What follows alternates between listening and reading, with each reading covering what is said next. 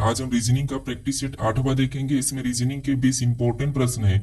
यदि आप SSC railway या किसी भी स्टेट एग्जाम्स की तैयारी कर रहे हो तो ये प्रैक्टिस सेट आपके लिए काफी इंपॉर्टेंट है, क्योंकि इस प्रैक्टिस सेट में जो प्रश्न दिए गए हैं इसी टाइप के प्रश्न आपकी परीक्षाओं में पूछे जाएंगे। तो चलिए हम शुरू करते हैं प्रश्न 1 से। हमारा पहला प्रश्न दिया है, प्रश्न कह रहा है कि विलुप्त संख्या ज्ञात कीजिए। यानी हमें यहाँ पर एक प्रश्नवाचक चिन्ह दिया है, यहाँ पर कौन सी संख्या होगी यह हमें बताना है। ठीक है, तो देखिए जब भी हम लुप्त संख्या के प्रश्नों को सोल्व करते हैं तो सबसे पहले हम पता करते हैं कि प्रश्नवाचक चिन्ह किस जगह पर दिया है। तो प्रश्नवाचक चिन्ह हमें यहाँ पर बीच में दिया है, तो इसी जगह पर कौन सी संख्या लिखी है सबसे पहले तो हम देखेंगे। तो जो प्रश्नवाचक चिन्ह दिया है उसी की जगह पर यहाँ पर क्या लिखा है, 400 लिखा है। तो यहाँ पर हम सबसे पहले ये पता करेंगे कि यहाँ पर 400 कैसे लिखा है, फिर हम उसी तरीके से यहाँ पर जो प्रश्नवाचक चिन्ह दिया है यहाँ पर संख्या को बताएंगे। ठीक है, अब यहाँ पर 400 पता करने के लिए हम यहाँ पर क्या करेंगे, देखिए हमें यहाँ पर साइड में लेटर दिया है। ठीक है, तो इन लेटर को ऐसा क्या करें कि हमें 400 मिले। ठीक है, तो यहाँ पर लेटर से हमें यहाँ पर संख्या दी है। ठीक है, तो आपको ये पता है कि जब भी लेटर से अंक दिए जाते हैं तो उस कंडीशन में हम क्या करते हैं, उन लेटर को सबसे पहले तो अंकों में लिखते हैं। ठीक है, तो यहाँ पर हम क्या करेंगे, इन लेटर को अंकों में लिखेंगे, जिससे यहाँ पर देखिए डी हमारा एबीसीडी में कितने नंबर पे आता है, 4 नंबर पे आता है। यहाँ पर ई दिया और ई हमारे एबीसीडी में कितने नंबर पे, 5 नंबर पे। और यहाँ पर सी दिया और सी हमारे एबीसीडी में कितने नंबर पे, 3 नंबर पे। फिर हमें यहाँ पर एच दिया है और एच हमारे एबीसीडी में कितने नंबर पे, 8 नंबर पे आता है। ठीक है, अब देखिए ऐसा करने के बाद हमें यहाँ पर क्या करना है, 400 लाना है। ठीक है, तो इन संख्या को ऐसा क्या करें कि हमें 400 मिले। तो देखिए या तो हम यहाँ पर जोड़ सकते हैं, घटा सकते हैं, गुणा कर सकते हैं, यहाँ पर कुछ भी कर सकते हैं। तो सबसे पहला तरीका है कि यहाँ पर हम क्या करते हैं, जोड़ के देख लेते हैं। ठीक है, जिससे अब देखिए 3 और 5 को जोड़ेंगे तो कितने हो जाएंगे, 8, और 8 में 4 को जोड़ेंगे तो कितने होंगे, 12, और 12 में 8 को जोड़ेंगे तो यहाँ पर कितने हो रहे, 20 हो रहे हैं। कितना हो रहे, 20। लेकिन यहाँ पर बीच में कितने लिखे, 400 लिखे। तो हम 20 को ऐसा क्या करें कि हमें 400 मिले। तो यहाँ पर देखिए अगर हम 20 का वर्ग करते हैं तो 20 का वर्ग कितना होता है, तो 20 का वर्ग होता है 400। ठीक है, और यही 400 हमें यहाँ पर बीच में लिखा हुआ मिल रहा है। तो इसी तरीके से हम क्या करेंगे, जो प्रश्नवाचक चिन्ह यहाँ पर बताएंगे। ठीक है, तो सबसे पहले हम यहाँ पर क्या करेंगे, इन लेटर को अंकों में लिखेंगे। जैसे यहाँ पर बी दिया है और बी एबीसीडी में कितने नंबर पे, 2 नंबर पे आता है। यहाँ पर ई दिया और ई हमारे एबीसीडी में 5 नंबर पे आता है। फिर यहाँ पर जी दिया और जी हमारे एबीसीडी में कितने नंबर पे, 7 नंबर पे आता है। और यहाँ पर के दिया और के हमारे एबीसीडी में 11 नंबर पे आता है। ठीक है, अब जैसे हमने यहाँ पर क्या किया, अंकों में लिख के सभी को जोड़ लिया था, तो सेम तरीके से यहाँ पर भी जोड़ लेंगे। ठीक है, तो यहाँ पर देखिए सभी को जोड़ेंगे तो यहाँ पर 7 और 11 कितने होते हैं, तो 7 और 11 हमारे हो जाएंगे 19, और 19 में यहाँ पर 2 को जोड़ेंगे। देखिए 7 और 11 कितने होंगे, 18, और 18 में 2 को जोड़ेंगे तो यहाँ पर कितने होंगे, 20, और 20 में 5 को जोड़ेंगे तो यहाँ पर कितने हो रहे, 25। यानी यहाँ पर देखिए सभी को प्लस करने पर यहाँ पर कितना हो रहे, तो यहाँ पर हो रहे 25। कितना हो रहे, 25। जैसे हमने यहाँ पर प्लस करके उसका वर्ग करा था, तो यहाँ पर भी हम क्या करेंगे, सेम तरीके से इसका वर्ग करेंगे। तो 25 का वर्ग कितना होता है, तो 25 का वर्ग होता है 625। कितना होता है, 625। तो जो प्रश्नवाचक चिन्ह दिया है यहाँ पर क्या होना चाहिए, तो यहाँ पर होना चाहिए 625। ठीक है, तो ऑप्शन में देखिए 625 कहां पर है, तो ऑप्शन नंबर बी में दिया है। तो ऑप्शन नंबर बी हमारा यहाँ पर सही जवाब होगा। ठीक है, तो जब भी आपको लुप्त संख्या के प्रश्न को सोल्व करना है तो सबसे पहले आपको क्या करना है कि जो प्रश्नवाचक चिन्ह दिया है उसी की जगह जो संख्या यहाँ पर जो 400 लिखा था, सबसे पहले आपको वो पता करना है, फिर उसी तरीके से यहाँ पर संख्या को बताना है। ठीक है, जैसे हमने अभी बताया है। अब चलिए हम बढ़ते हैं प्रश्न 2 पे। अब दूसरे नंबर का प्रश्न दिया है। अब प्रश्न कह रहा है कि नीचे दिए गए विकल्पों में से संबंधित संख्या को चुनिए। यानी दोस्तों जिस प्रकार यहाँ पर बहुतर का संबंध यहाँ पर 18 से है, हमें उसी प्रकार यहाँ पर 56 का संबंध बताना है। ठीक है, क्योंकि ये हमारा एनोलॉजी का प्रश्न है, यहाँ पर हमें समानुपात दिया है। ठीक है, तो जो रिलेशन इनका है वही रिलेशन हमें यहाँ पर बताना है। ठीक है, तो देखिए यहाँ पर हम क्या करेंगे, जिससे यहाँ पर देखिए यहाँ पर बहुतर से क्या लिखा है, 18 लिखा है, तो हम यहाँ पर 18 पता करना है। तो क्या करेंगे, जैसे अगर हम यहाँ पर बहुतर को 4 से काटेंगे तो कितना हो जाएंगे, 18, और 18 यहाँ पर लिखा है। उसी तरीके से अगर हम 56 को भी 4 से काटेंगे तो 4 एकम 4 और 4 चौको 16, यहाँ पर क्या होना चाहिए, 14 होना चाहिए सेम तरीके से। लेकिन हमारे पास ऑप्शन में 14 नहीं है, तो ये तरीका तो यहाँ पर नहीं लगेगा। ठीक है, तो यहाँ पर दूसरी लॉजिक लगाते हैं। अब देखिए जिससे अगर हम इनको आपस में गुणा कर लेते हैं, ठीक है, तो कितना हो जाएंगे, 7 और 2 का आपस में गुणा करेंगे तो 7 दूनी 14। इसका गुणा करने पर कितना हो रहा है, 14 हो रहा है। और 14 से हमें तो यहाँ पर 18 पता करना, तो हम क्या कर सकते हैं, यहाँ पर 4 प्लस कर लेंगे। ठीक है, तब यहाँ पर कितने हो जाएंगे, 18 हो जाएंगे। कितना, 18, और यहाँ पर 18 दिया है। इसी तरीके से यहाँ पर सेम तरीके से क्या करेंगे, इनका भी आपस में गुणा करेंगे। तो 5 अंक कितने होंगे, 30 हो जाएंगे। और जैसे हमने यहाँ पर गुणा करके 4 प्लस किया था, तो सेम तरीके से यहाँ पर भी 4 को प्लस करेंगे। तो यहाँ पर कितना हो रहा है, तो यहाँ पर हो रहे 34। तो जो प्रश्नवाचक चिन्ह दिया यहाँ पर क्या होना चाहिए, 34 होना चाहिए, लेकिन वो भी हमारे पास ऑप्शन में नहीं है। तो ये दोनों लॉजिक भी हमारे यहाँ पर नहीं लग रही है। तो थोड़ा सा यहाँ पर लॉजिक को समझिए, ठीक है। जैसे अब यहाँ पर 72 दिया, इसको हम अलग अलग लिखेंगे तो ये हमारा 7, उस 7 को अगर 2 गुना करेंगे तो 7 का 2 गुना कितना होता है, तो आप कहोगे 7 का 2 गुना होता है 14। इंपॉर्टेंट लॉजिक है, ठीक है। उसके बाद यहाँ पर 2 को भी अलग करेंगे और इसको भी क्या करेंगे, 2 गुना करेंगे। अब 2 का 2 गुना कितना होता है, तो 2 का 2 गुना होता है, 2 का 2 गुना कितना होता है, 4 होता है, ठीक है। अब देखिए जो हमने 2 गुना किया, इनको आपस में अगर जोड़ लेते हैं तो 14 और 4 कितने होते हैं, 18 होते हैं। और 18 यहाँ पर दिया है। अब ये लॉजिक लगाते हैं, ठीक है। जैसे अब यहाँ पर 5 का भी 2 गुना करेंगे, तो 5 का दोनों 2 गुना में डायरेक्ट लिखता हूँ, 5 दूना 10, ठीक है। उसके बाद यहाँ पर भी 6 का 2 गुना करेंगे तो 6 दूनी कितने होते हैं, 12 में डायरेक्ट लिख रहा हूँ, ठीक है। अब हमने यहाँ पर 2 गुना किया, जैसे हमने 2 गुना करके यहाँ पर हमने क्या करा था, इनको आपस में जोड़ लिया था। तो इनको भी क्या करता है, आपस में जोड़ लेते हैं। तो यहाँ पर देखिए 12 और 10 को आपस में जोड़ेंगे तो यहाँ पर कितने हो जाएंगे, 22 हो जाएंगे। अब जो प्रश्नवाचक चिन्ह वहां पर क्या होना चाहिए, 22 होना चाहिए। तो यहाँ पर क्या होना चाहिए, 22 होना चाहिए। ऑप्शन में देखिए 22 कहाँ पर है, तो अभी ऑप्शन नंबर हमें सी में दिया है, तो ऑप्शन नंबर सी हमारे यहाँ पर क्या होगा, सही जवाब होगा, ठीक है। तो यहाँ पर आपको क्या करना है, लॉजिक को समझना है, ठीक है। सबसे पहले आपको क्या करना है, इन संख्याओं का पता करना है, फिर आपको सेम तरीके से यहाँ पर बताना है जैसे हमने अभी बताया, ठीक है। अब चलिए हम बढ़ते हैं प्रश्न 3 पे।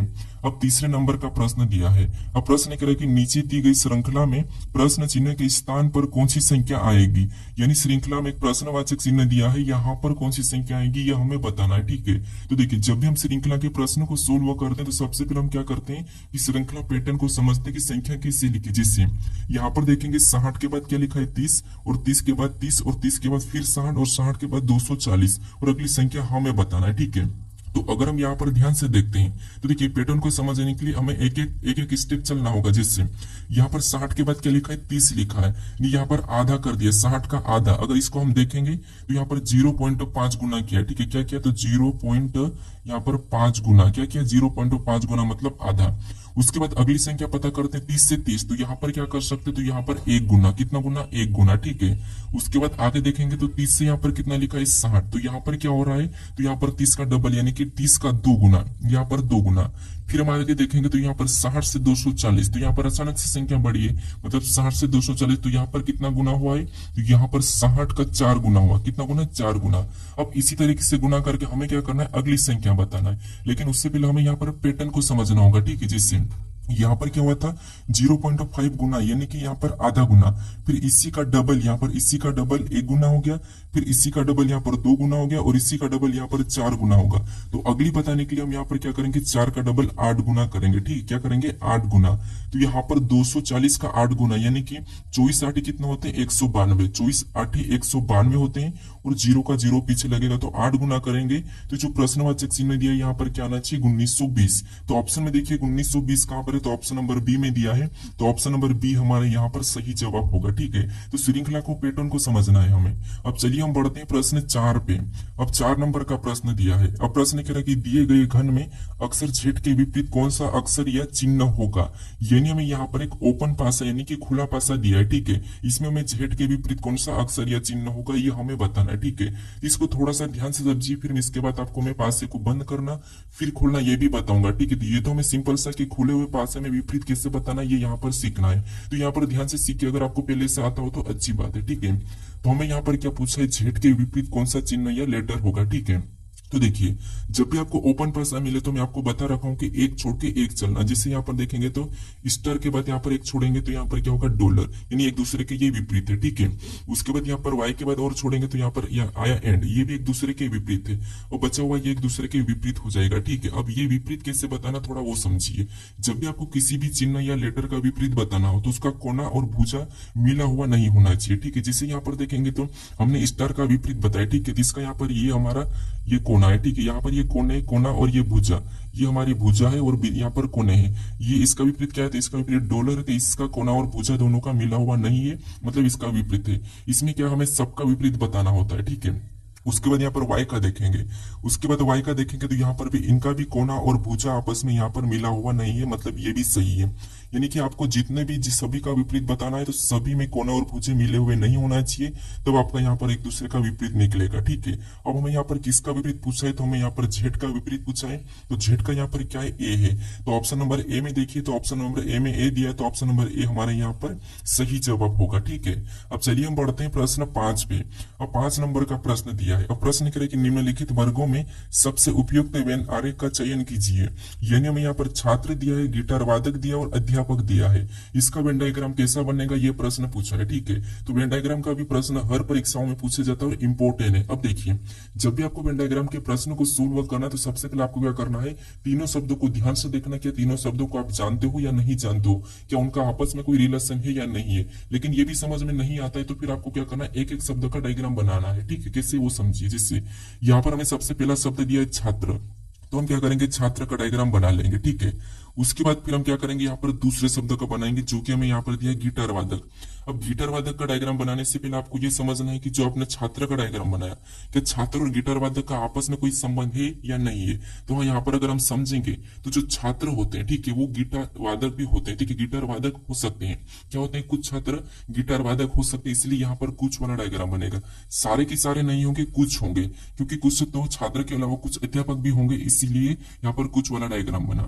फिर हम यहाँ पर क्या करेंगे, तीसरे शब्द का बनाएंगे जो कि हमें यहाँ पर दिया अध्यापक। अब अध्यापक का डायग्राम बनाने से पहले आपको ये देखना है कि जो पहले आपने दो छात्र और गिटार वादक का डायग्राम बनाया, क्या उनका अध्यापक से कोई संबंध है या नहीं है। तो यहाँ पर देखेंगे, तो यहाँ पर देखिए छात्र और अध्यापक का अगर हम संबंध देखेंगे तो छात्र और अध्यापक का कोई भी संबंध नहीं है। ठीक है, क्या कोई छात्र अध्यापक हो सकता है, क्या तो नहीं हो सकता। ठीक है, तो इनका आपस में कोई संबंध नहीं है, तो यहाँ पर इसका तो अलग ही होगा।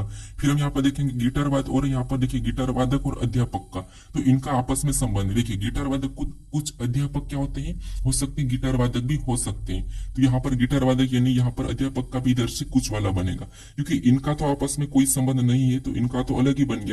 लेकिन यहाँ पर देखिए कुछ छात्र, ये हमारे छात्र, तो कुछ छात्र हमारे गिटार वादक हो सकते हैं और यहाँ पर कुछ अध्यापक भी गिटार वादक हो सकते हैं। और जो बीच का हिस्सा बचा है, ठीक है, ये वाला हिस्सा बचा है, ये हमारा दूसरों के लिए भी। ठीक है, कुछ ऐसे भी रहते हैं, महिला होती है, कुछ भी दूसरे वो भी गिटार वादक होते हैं। तो इसीलिए यहाँ पर डायग्राम कैसा बनेगा, कुछ इस टाइप से बनेगा। कैसा, इस टाइप से। तो ऑप्शन में देखिए वाला डायग्राम कहाँ पर है, तो ऑप्शन नंबर हमें ए में दिया है, तो ऑप्शन नंबर ए हमारा यहाँ पर सही जवाब होगा। ठीक है, अब चलिए हम बढ़ते हैं प्रश्न 6 पे। अब 6 नंबर का प्रश्न दिया है।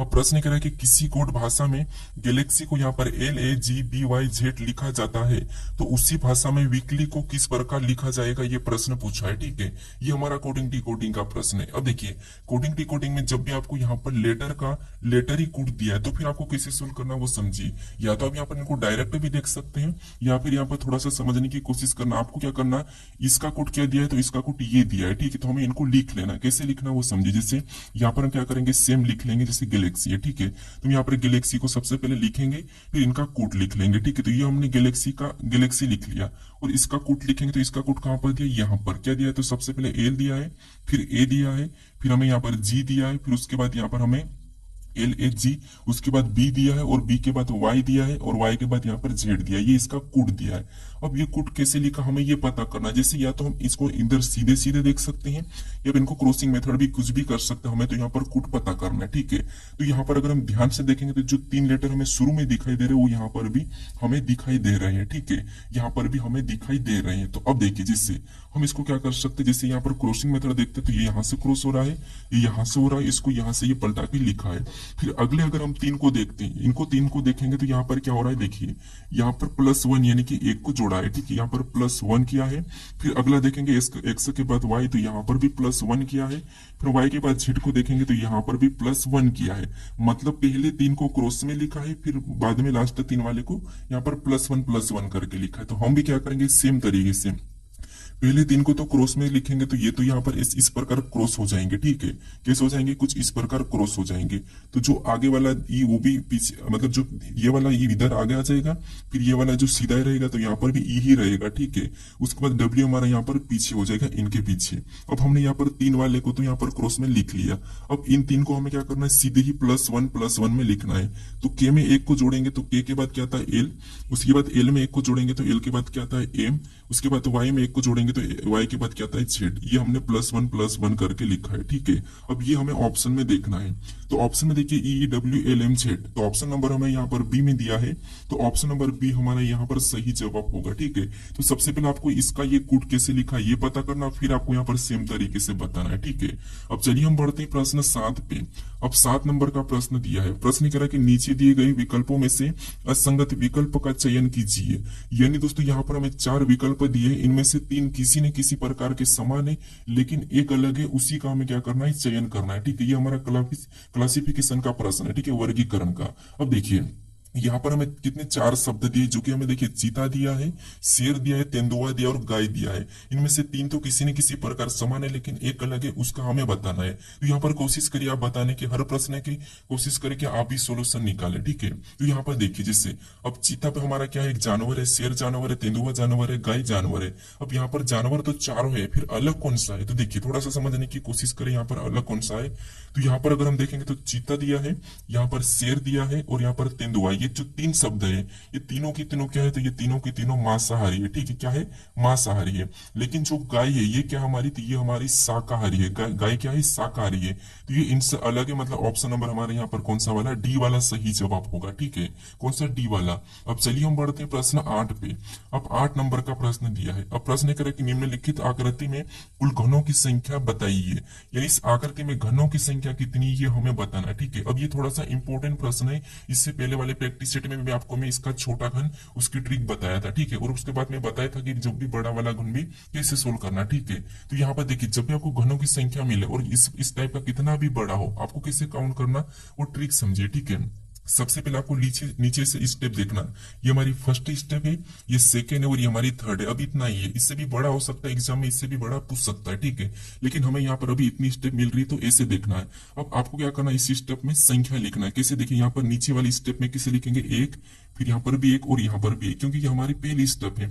अब दूसरी स्टेप में कितने, तो यहाँ पर ये दूसरा लिखेंगे, यहाँ पर भी ये दूसरा लिखेंगे, उसके बाद यहाँ पर ये ऊपर यहाँ पर 3 लिखेंगे, क्योंकि हमारी स्टेप 3 स्टेप है। अब हमारे पास अगर यहाँ पर एक और ऐसा ही बना हुआ रहता तो हम यहाँ पर और भी 3 लिखते, लेकिन बना हुआ नहीं, इसलिए एक ही बार लिख लिया, ठीक है। अब ऐसा करने के बाद इनको क्या करना, प्लस कर लेना एक तरफ से, इनको जोड़ेंगे तो यहाँ पर 1 1 1, मतलब इनका योग कितना हो रहा है, 3, इधर से जोड़ेंगे तो यहाँ पर 4 और इधर से जोड़ेंगे तो यहाँ पर 3 ही हो रहा है। अब इन सभी को क्या करना, हमें प्लस कर लेना, ठीक है, क्या करना, इनको प्लस कर लेना है। तो यहाँ पर इन सभी को जोड़ेंगे तो यहाँ पर इनका योग कितना हो रहा है, तो यहाँ पर इनका योग हो रहा है 10, यानी इस आकृति में कुल घनों की संख्या कितनी है, 10 है, ठीक है।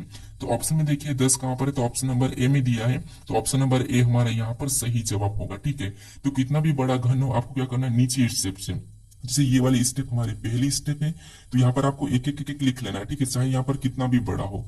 उसके बाद ये हमारी दूसरी स्टेप है, तो यहाँ पर आपको क्या करना है, 2 2 2 2 लिखना है।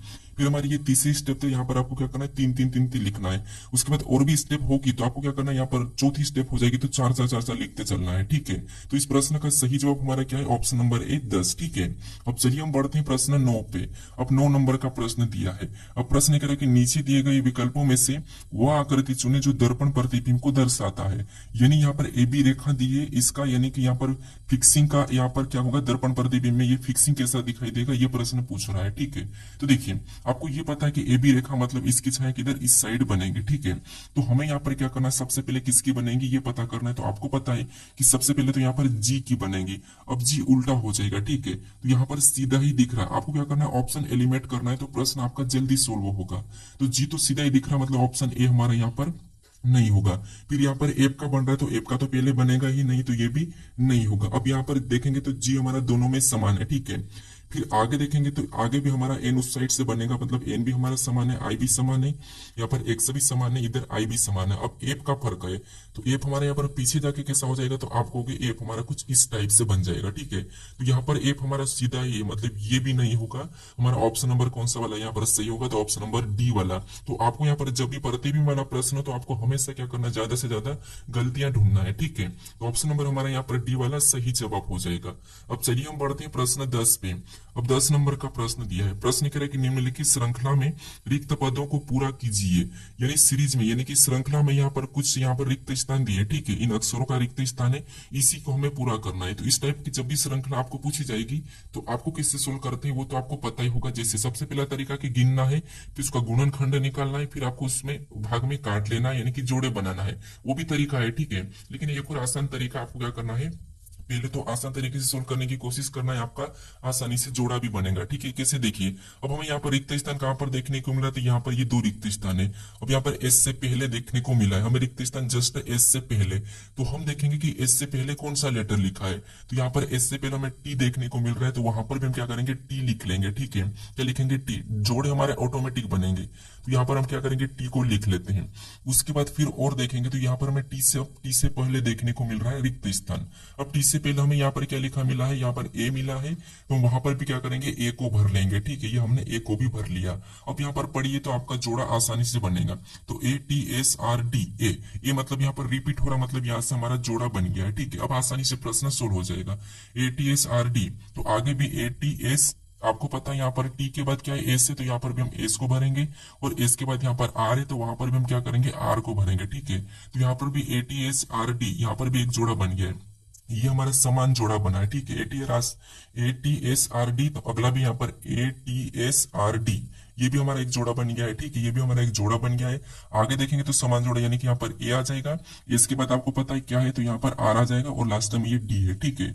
अब देखिए हमारे जोड़े सारे के सारे समान बनना चाहिए, तो देखिए यहाँ पर भी ATSRD, यहाँ पर भी ATSRD, यहाँ पर भी ATSRD, यहाँ पर भी ATSRD, ठीक है। यानी कि चारों की चारों जोड़े हमारे समान बने, मतलब ये श्रृंखला हमारी पूरी हो चुकी है। अब यहाँ पर आपको कैसे उत्तर बताना है, तो आपको पता है कि हमने कौन कौन से लेटर को भरा, ये हम देखेंगे। तो देखिए सबसे पहले हमने ए को भरा, तो ए को लिखेंगे, फिर हमने यहाँ पर टी को भरा, तो टी को, फिर हमने एस को भरा है, फिर हमने आर को भरा, फिर हम टी को भरा है, फिर हमने यहाँ पर डी को भरा है, फिर हमने ए को भरा है, फिर हमने वापस से आर को भरा है। ये हमें क्या करना है, ऑप्शन में देखना है। तो ऑप्शन में देखेंगे ATSR, तो ATSR मतलब ऑप्शन नंबर यहाँ पर सी में तो नहीं है, ठीक है। ATASR, तो हम यहाँ पर देखिए ATSRT, ATSRT, उसके बाद यहाँ पर हमें कहां पर देखने को मिल रहा है, तो हमें ऑप्शन नंबर यहाँ पर डी में, ऑप्शन बी भी नहीं, ऑप्शन ए भी नहीं, तो यहाँ पर ATSRTDAR, यहाँ पर भी ATSRTDAR, तो ऑप्शन नंबर हमारा कौन सा मैच हुआ है, ऑप्शन नंबर डी।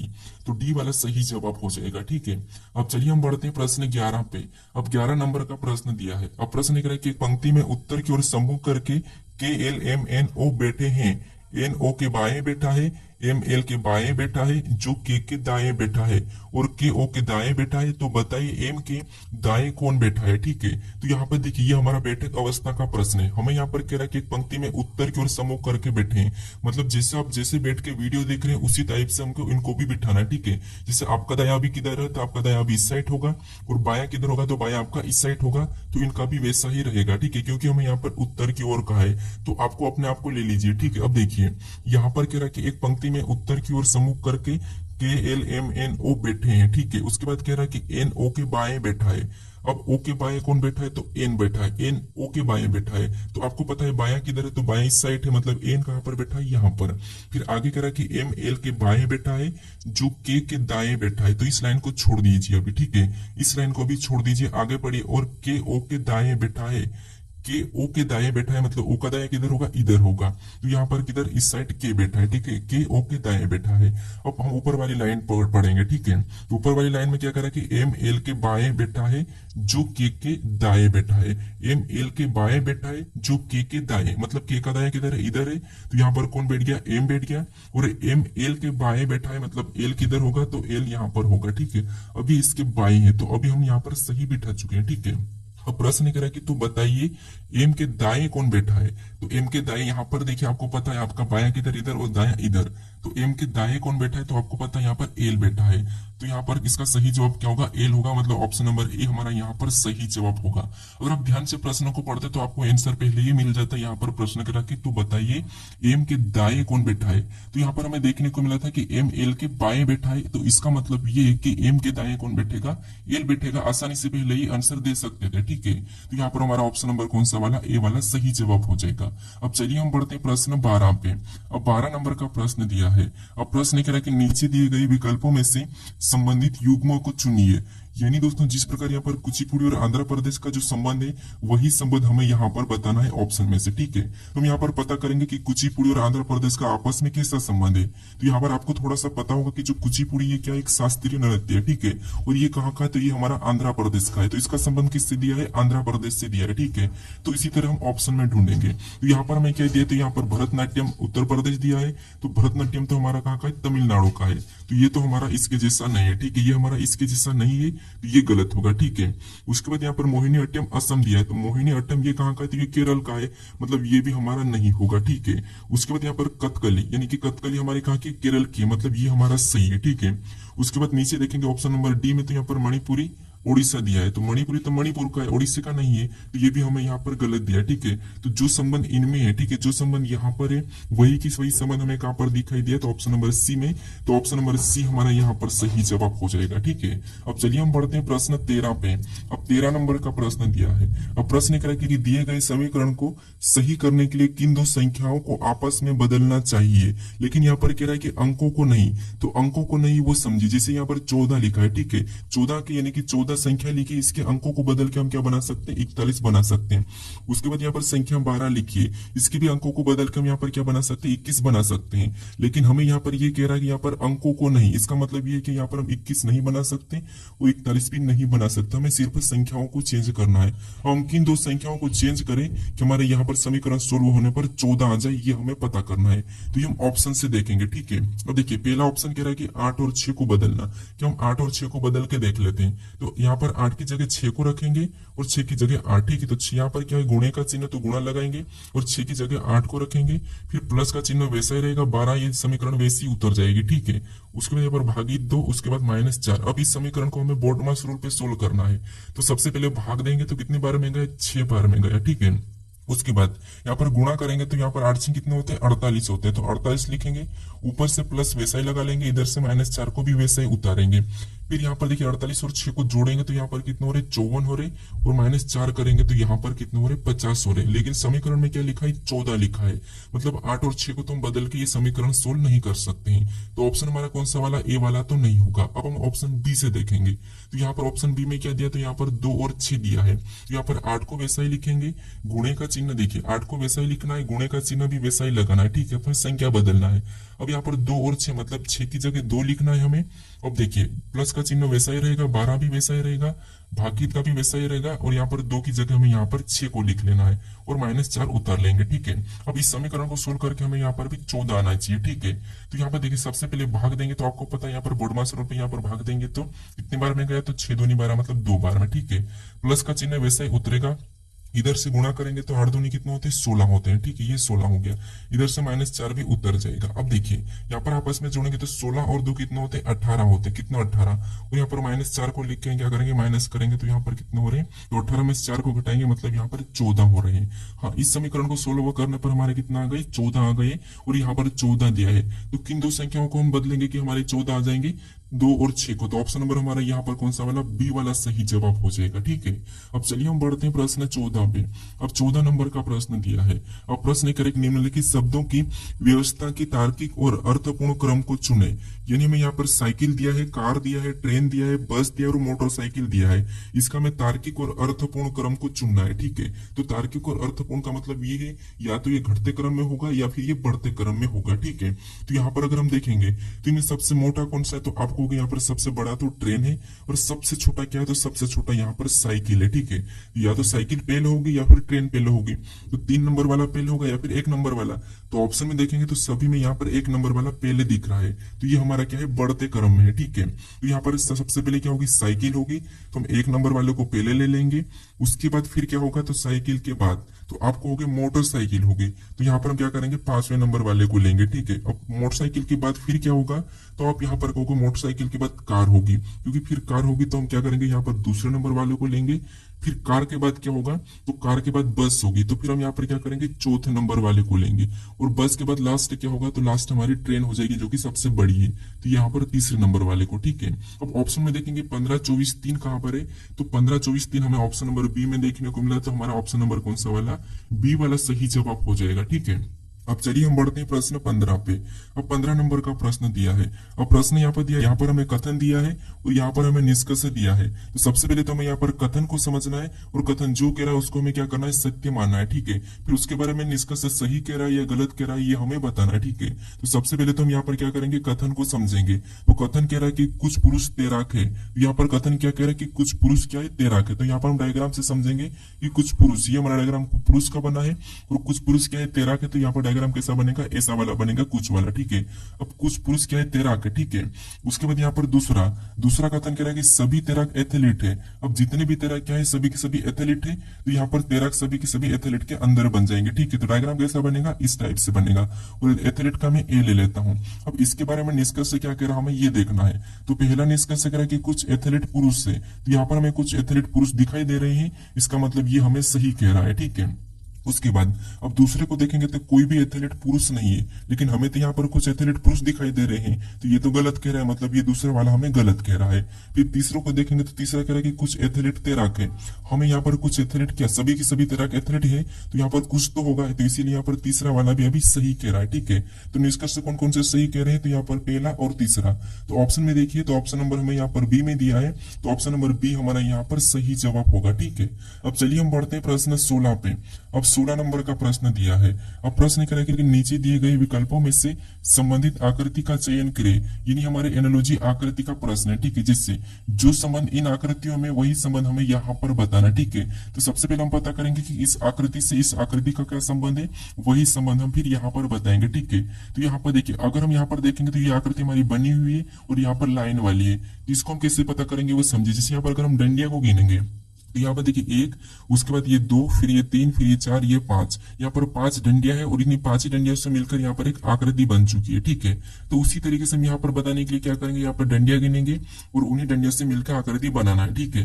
तो यहाँ पर गिनेंगे तो ये 1, उसके बाद 2, 3, 4, 5, 6। यहाँ पर कितनी डंडियां, 6। तो यहाँ पर कौन सी आकृति बनेगी, 6 डंडियां वाली। तो ऑप्शन में देखेंगे तो यहाँ पर ऑप्शन ए में नहीं है, ऑप्शन बी में नहीं, ऑप्शन सी में नहीं है, 6 डंडियां वाली ऑप्शन नंबर डी में मिली है।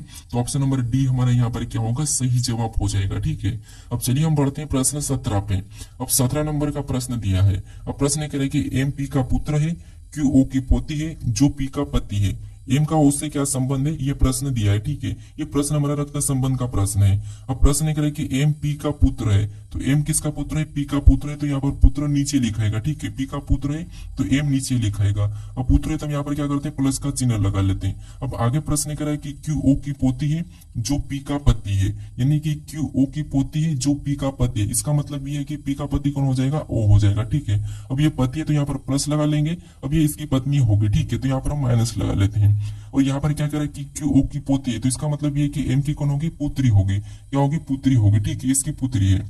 हमें प्रश्न क्या कर रहा है, तो प्रश्न कह रहा है कि एम का ओ से क्या संबंध है, एम का ओ से क्या संबंध है। तो आप यहीं पर गलती करते हो, ठीक है। जहां पर भी से लगा है वहां से आपको क्या करना है, यहाँ पर उल्टा बताना है, यानी कि ओ का एम क्या लगेगा। तो यहाँ पर ये दोनों पति पत्नी है, ठीक है। दोनों पति पत्नी और इनका एक ये पुत्र है, तो ओ का क्या लगेगा, एम। तो ओ का ये पुत्र लगेगा, ठीक है। तो ऑप्शन में देखिए पुत्र कहाँ पर है, तो ऑप्शन नंबर ए में दिया है। तो ऑप्शन नंबर ए हमारा यहाँ पर सही जवाब होगा, ठीक है। अब चलिए हम बढ़ते हैं प्रश्न 18 पे। अब 18 नंबर का प्रश्न दिया है। अब प्रश्न कह रहे कि अंग्रेजी वर्णमाला में बाएं से 18वें अक्षर और 8वें अक्षर के बीच कितने अक्षर है। यानी अंग्रेजी वर्णमाला तो आपको पता है ए से कहां तक है, जेड तक है, ठीक है। इसमें कह रहा है कि बाएं से 18वें और 8वें अक्षर के बीच, तो बाएं किधर है, तो इस साइड है, ठीक है। तो 18वां कौन सा होगा, आर हो जाएगा, और 8वां कौन सा होगा, तो एच होगा, ठीक है। इनके बीच का है, देखिए ये 8वें नंबर पे आता है और ये हमारा 18वें नंबर पे आता है। इनका अंतर देखेंगे तो कितने का अंतर है, 10 का अंतर है। -1 कर लेंगे तो यहाँ पर हमारा आंसर निकल जाएगा 9। देखिए इनके बीच कितने, 9 है, ठीक है। चाहो तो आप यहाँ पर गिन भी सकते हैं, कैसे देखिए, जैसे यहाँ पर एच के बाद क्या आता है, I J K L M N O P Q, आगे तो आर आ गया है, ठीक है। तो इनको गिनेंगे तो ये कितने, 9 है, ठीक है। तो ऑप्शन में देखिए तो ऑप्शन नंबर सी हमारा यहाँ पर सही जवाब हो जाएगा, ठीक है, 9। अब चलिए हम बढ़ते हैं प्रश्न 19 पे। अब 19 नंबर का प्रश्न दिया है। अब प्रश्न ये करें कि नीचे दिए गए कागज को मोड़ा और काटा जाता है तो खोलने पर होगा, यानी नीचे दिए कागज को मोड़ा और काटा जाता है तो खोलने पर कैसा दिखाई देगा, ये प्रश्न पूछा है, ठीक है। ये प्रश्न हमारा पेपर कटिंग फोल्डिंग का प्रश्न है, ठीक है। तो यहाँ पर हमें जो डायरेक्शन दी, इस डायरेक्शन में क्या करना है, इसका प्रतिबिंब बना लेना है, ठीक है। तो आसानी से ये प्रश्न सोल्व हो जाएगा। किससे, अब देखिए, जैसे इस कागज को हम क्या करेंगे, ये वाली डायरेक्शन में मोड़ेंगे, ठीक है। तो जो यहाँ पर जो दिखाई दे रहा है वैसा कि वैसा यहाँ पर भी बनेगा। कैसे, वो समझिए। जैसे यहाँ पर मैं आपको इधर एक साइड बना के समझा रहा हूँ, ठीक है। जैसे ये वाला, ठीक है। ये वाला तो है ही सही, लेकिन सेम यहाँ पर भी सामने भी वैसा ही बन जाएगा। कैसा? तो ये वाला, ठीक है। कौन सा वाला? ये वाला। और फिर बाद में यहाँ पर कह रहा है कि ये वाले डायरेक्शन, कौन सी? ये वाली। अब कागज को इसका ऊपर की ओर मोड़ेंगे तो यहाँ पर भी सेम बनेगा और यहाँ पर भी सेम बनेगा। तो यही वाले नीचे भी रहेंगे, यही वाले क्या हो जाएंगे? नीचे भी रहेंगे। तो ऑप्शन में देखेंगे सेम आमने सामने कहाँ पर है, तो ऑप्शन नंबर हमें केवल ए में दिखाई दे रहा है। तो ऑप्शन नंबर ए हमारा यहाँ पर क्या होगा? सही जवाब हो जाएगा, ठीक है। अब चलिए हम बढ़ते हैं प्रश्न 20 पे। अब 20 नंबर का प्रश्न दिया है। अब प्रश्न कह रहा है कि उस विकल्प का चयन करें जिसमें दी गई आकृति सन्निहित है, घुमाने की अनुमति नहीं है।